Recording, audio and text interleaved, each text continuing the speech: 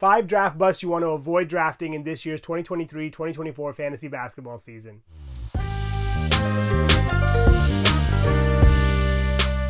The first guy that I would avoid drafting is RJ Barrett. RJ Barrett just never seems to live up to the hype. Every year we think he's going to reach his upside, but he just never does. For a guy that gets nearly 33 minutes a game and starts about 70 games a year, I would think by now he would have taken a big leap in his game. He only averages around 2.8 assists per game, 5 rebounds, 0.7 steals, and 0.3 blocks. These are really dismal numbers for a guy that gets this much playing time. And even his percentages are nothing that jumps off the page. He shoots at about 42% from the field, 34% from deep, and only 70% from the free throw line. And I don't see that changing this year at all. The Knicks have pretty much the same roster, and Tom Thibodeau should continue to be really focused on defense, so his offensive output should remain pretty dismal. He's also never really been great at protecting the ball, boasting a dismal 2.8 to 2.1 assist to turnover ratio, and I would expect that number to stay right around there again this year. The Knicks also signed Dante DiVincenzo, and they still have Josh Hart, who looked really good when he got minutes last year. So I think Barrett's going to actually have some competition for minutes this year. I think you could do a lot better. He's almost a lock to finish outside of the top 115, 120.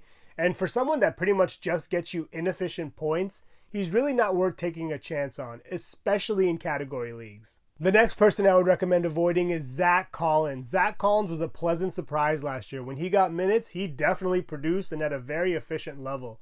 He actually had a career high in a lot of categories, but I just don't see that being sustainable this year. With the Spurs drafting Victor Wembanyama and getting Devin Vassell back, and also having Jeremy Sohan, I have to think that Collins is going to have a tough time replicating the stats he had last year. Last year he had about 11.6 points per game and shot at 52% from the field and 37% from deep, which was great. He also had about 7 rebounds per game and almost 3 assists per game. He also had about a half a steal per game, so he was very, very productive when he got minutes. But the issue for him, besides the fact that the Spurs have so many players coming back from injury and who are younger and are probably more talented at this stage of their career, is the fact that Collins has just never really been able to remain healthy. He's always struggled with injuries, and even this offseason, he's coming off a surgery to a finger in his left hand that was infected, so he should be there for the start of the season, but he may miss some time. I have to think it's only a matter of time before the Spurs fully commit to a youth movement, and veteran players like Collins end up getting a lot of rest nights. I think he's being drafted way too high, and I would honestly avoid him altogether if you can. The next person I would think twice about drafting is Bojan Bogdanovic. Bogdanovic had a career high in points last year with around 21.6 and also assists with about 2.5 per game, but I think he's going to come back down to earth this year. Last year he benefited from a lot of things. For one, the Pistons were like the most injured team in the league. Cade Cunningham was lost for the year. They lost Isaiah Stewart for a good chunk of time. Marvin Bagley was hurt. Jaden Ivey was hurt. They traded Sadiq Bey. So there were minutes to go around for everybody on this team who was healthy. We even saw Killian Hayes get into the lineup for a good chunk of time. I have to think this year they're definitely going to get a lot of those players back, and they probably won't be hit with the injury bug to the same capacity they were last year, at least hopefully. And I think Bogdanovic is going to regress back to the mean. For his career, he's averaged about 15.5 points per game, about 1.7 assists per game. He basically has no blocks. And he's not going to do much for your team besides points and good percentages. Last year, he did shoot at 49% from the field and 41% from 3. But like I mentioned, a lot of that was inflated due to the opportunity he got. I think you could do better elsewhere. And if you really do want to draft him, I probably wouldn't even think about it until we're well outside of the top 100. Next up on my list is Aaron Gordon. Aaron Gordon is kind of like RJ Barrett in that I always expect him to take a leap in his game, but he just never seems to. He's definitely better than Barrett, but at this stage of his career, I would expect him to produce in more categories. Last year, he did enjoy a career high in field goal percentage, right around 56%, but he also had a career low in free throw percentage, shooting at about 60% from the line. And this is despite having the most attempts from the line in his career, which was around 4.6. And I think this year, he's not going to change very much. With a healthy Jokic, Murray, and Porter, he's never really going to have an opportunity to take that next step.